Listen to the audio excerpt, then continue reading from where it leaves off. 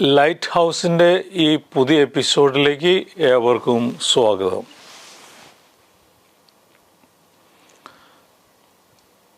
Thomas Alva എഡിസന്റെ കഥ നമ്മൾ എപ്പോഴും പറയാറുള്ളതാണ്.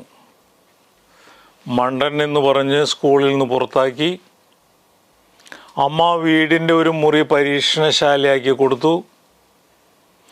ഓരോ കണ്ടുപിടുത്തത്തിൻ്റെയും പിന്നിൽ 1000 തോൽവിയുണ്ടെന്ന് അദ്ദേഹം പിന്നീട് പറയുകയുണ്ടായി. തോൽവികളിൽ നിന്നും പഠിച്ചിട്ടാണ് അദ്ദേഹം വിജയപാതയിലെത്തിയത്.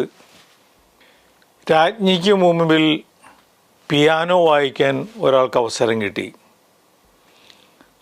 അയാളുടെ അസാധാരണ പ്രകടനത്തിൽ മതിമറന്ന രാജ്ഞി പറഞ്ഞു, തങ്ങളൊരു പ്രതിഭയാണ്. അയാൾ മറുപടി പറഞ്ഞു, പ്രതിഭയായി തീരും മുമ്പ് ഞാൻ വെറും സാധാരണക്കാരനായിരുന്നു. അടുത്തിരുന്ന പിയാനോ നോട്ട്ബുക്ക് എടുത്തു കാട്ടി അയാൾ തുടർന്നു, ഈ പേജ് ഞാൻ 80 തവണ പരിശീലനം നടത്തി. ഒരു തവണ പരിശീലനം കുറച്ചാൽ എനിക്ക് അതിൻ്റെ അഭാവം മനസ്സിലാകും. 2 തവണ കുറച്ചാൽ പ്രേക്ഷകന് പിടികിട്ടും. 3 തവണ കുറച്ചാൽ ലോകത്തിന് മുഴുവൻ അതിൻ്റെ വീഴ്ച മനസ്സിലാകും. കീഴടക്കിയ ഉയരങ്ങൾ കയറിപ്പോയ വഴികളുടെ തുടർച്ചയാണ്.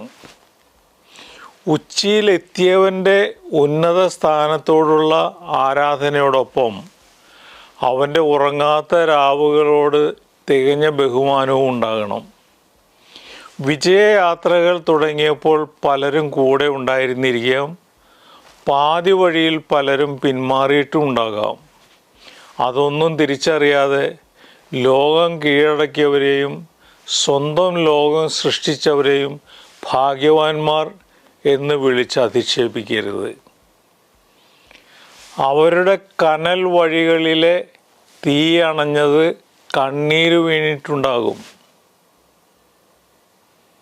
ഒരു കാര്യത്തെ അസാധ്യമെന്ന് വിളിച്ച് തള്ളിക്കളയുന്നതിന് മുമ്പ് എത്ര തവണ അതിനായി ശ്രമിച്ചിട്ടുണ്ടാകും എന്ന് ചിന്തിക്കുക.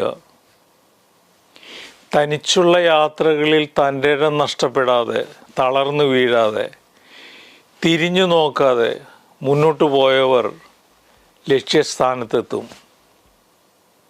അവർക്ക് മാത്രമാണ് മറ്റുള്ളവർക്ക് വ്യർത്ഥം, വിനാശകരം എന്നെല്ലാം വിളിച്ച ഓരോ കാൽവയ്പും എത്രമാത്രം കരുത്തു പകരുന്നതായിരുന്നു എന്ന് മനസ്സിലാക്കുക.